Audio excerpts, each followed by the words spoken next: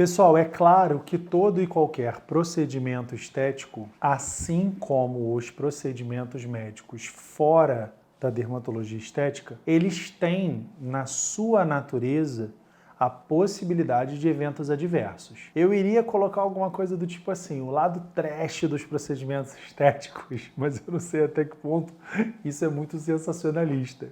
Mas por trás dessa brincadeira, que já nem soa tão brincadeira assim, tem coisas sérias que eu queria que a gente batesse um papo nesse vídeo. Vamos lá, vamos junto.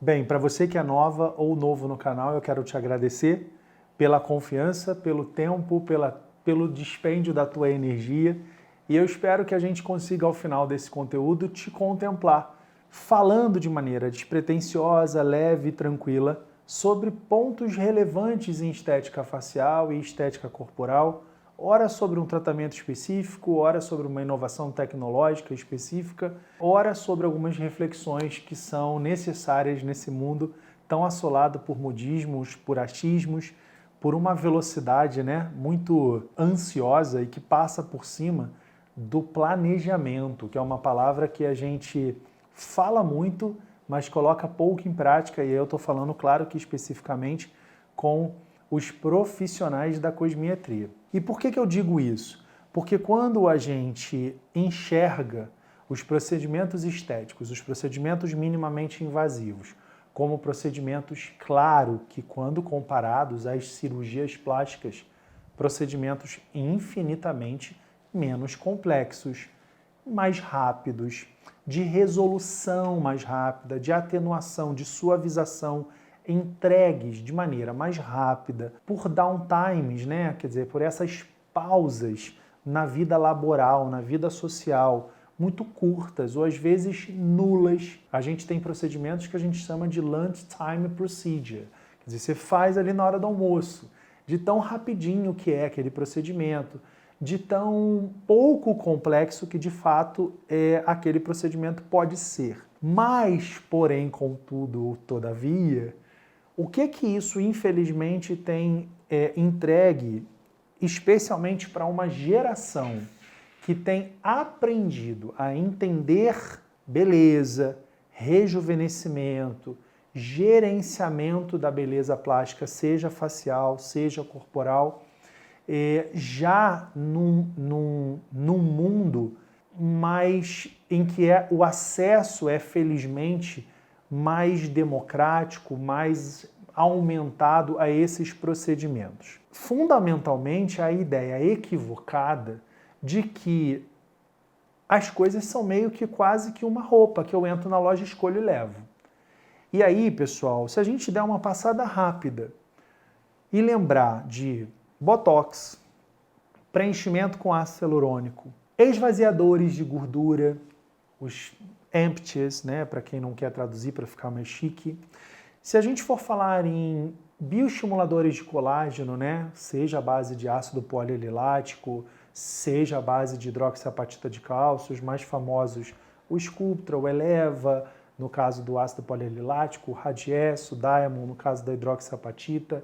Se a gente for falar em fios de bioestímulo de colágeno lisos ou de tração, como os fios de PDO, espiculados, enfim. Se a gente for falar de uma PDRN, que agora chegou com tudo, exossomos e drug delivery, a gente basicamente está falando em algo que é minimamente invasivo, sim, ninguém abre, como a gente abre um abdômen numa cirurgia geral, a gente não coloca ali uma cavidade a céu aberto, como é o termo que a gente usa, mas a gente invade esse corpo porque a gente fura esse organismo, A gente anda nesse subcutâneo com essa microcânula, a gente está anestesiando.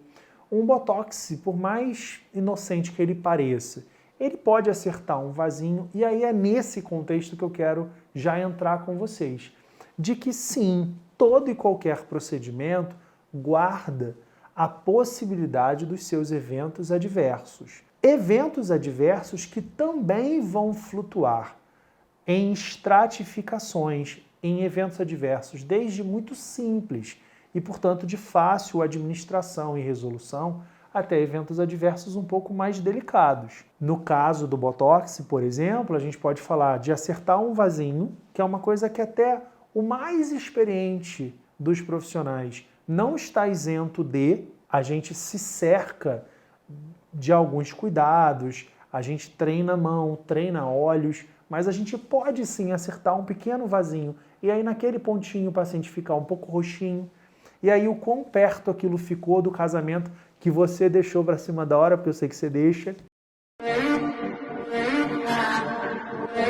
E aí o quão rápido você resolve os teus roxinhos. Às vezes eu demoro dias para metabolizar um roxinho, você pode demorar semanas. Ou o contrário também é verdadeiro. Quer dizer, são variáveis sobre as quais a gente não pode responder. Mas eu diria que o roxinho ainda não é dos mais temidos. Porque no caso da toxina botulínica, a modulação equivocada da musculatura e do movimento dessa musculatura, da mímica e da contração, é que de fato seriam ali problemas reais e problemas que vão durar o tempo desse Botox. Então, e aí eu estou falando Botox sem nenhum conflito de interesse, mas porque é a marca que eu uso. Se eu arrio demais uma cauda da sobrancelha numa mulher, que em geral na face feminina é um evento indesejado, essa cauda sim vai ficar por alguns meses, até que o efeito se resolva. Eu posso tentar trabalhar de maneira sinérgica ou antagônica alguns grupos musculares, eu posso melhorar um pouco essa assimetria, mas de qualquer forma existem eventos adversos. Se a gente for ficar aqui falando da possibilidade de queimadura no laser, se a gente for ficar falando na possibilidade de cicatrizes inestéticas numa correção, por exemplo, de uma orelha rasgada, se a gente for ficar falando sobre complicações ou eventos adversos, a gente vai também ter, por conta do tempo do YouTube, que resumir um procedimento àquele evento adverso, o que também não é verdadeiro, porque quase todos carregam uma série de eventos adversos. E aí é por isso, pessoal, que eu queria que com esse conteúdo a gente só, parece óbvio, mas o óbvio precisa ser dito, né? Amadurecesse a ideia do tão famoso planejamento terapêutico. Quando a gente planeja, e os meus pacientes sabem muito bem o que é isso, eles ganham o seu planejamento terapêutico, planejamento esse que é todo precificado em etapas que são apenas sugeridas. Às vezes o paciente tem condições de fazer mais de uma etapa de uma vez, às vezes o paciente precisa sim viver cada etapa, porque aquilo tem um impacto financeiro para ele.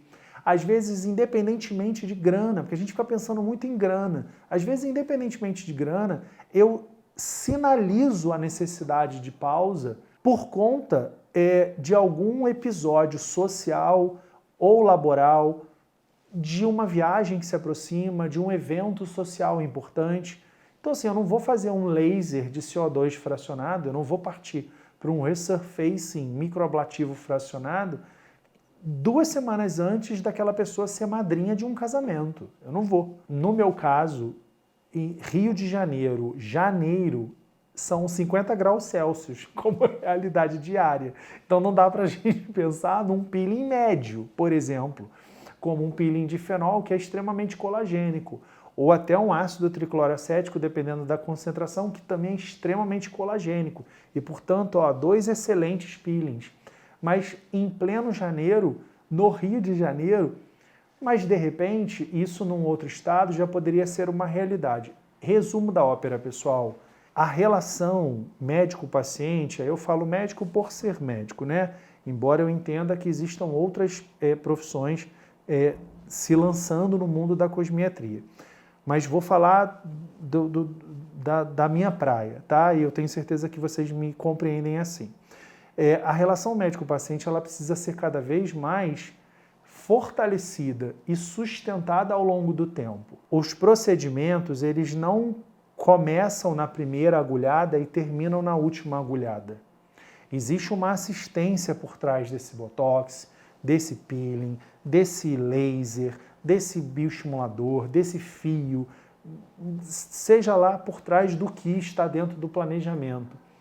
E eu estou também abrindo esse parênteses porque eu vejo muitas dúvidas de vocês nos comentários de procedimentos que vocês fizeram e que 2 dias depois vocês estão com dúvida e estão tirando a dúvida comigo. Eu fico extremamente envaidecido e grato de verdade pela confiança que vocês depositam em mim através daquela pergunta. Mas, ao mesmo tempo, muito amedrontado e preocupado dos rumos do mercado, cada vez mais heterogêneo, especificamente no caso da cosmiatria, e até que ponto não informando, não educando e não esclarecendo os seus pacientes / clientes do que eles acabaram de fazer há menos de 24, 48 horas. Nesse sentido, pessoal, menos oba-oba e mais planejamento. E aí, para a gente encerrar esse vídeo de uma maneira bem provocativa, é por isso então, doutor Leonardo, que o senhor não fala em tratamentos ou em qual é o prazo antes do Natal, qual é o prazo antes do fim do Réveillon? Não, eu não falo. Porque o que está planejado é óbvio que leva em consideração não apenas o Natal, mas a vida como um todo. Às vezes o grande episódio da vida daquela pessoa não é o Natal. Às vezes é uma formatura do filho em outubro. E aí eu não tenho que falar em Natal, eu tenho que falar em outubro com essa pessoa. Planejamento terapêutico leva em consideração a vida como um todo. E aí a gente está falando em saúde, beleza e bem-estar. Isso precisa estar concatenado com as demandas e com as necessidades desse paciente. Parece óbvio essa nossa conversa. Parece boba, parece que é meio que andar no lugar comum. Mas eu tenho certeza que ela faz sentido para muitos de vocês. Beijo, até semana que vem. E juízo, aliás, bastante juízo. Juízo planejado com a pele.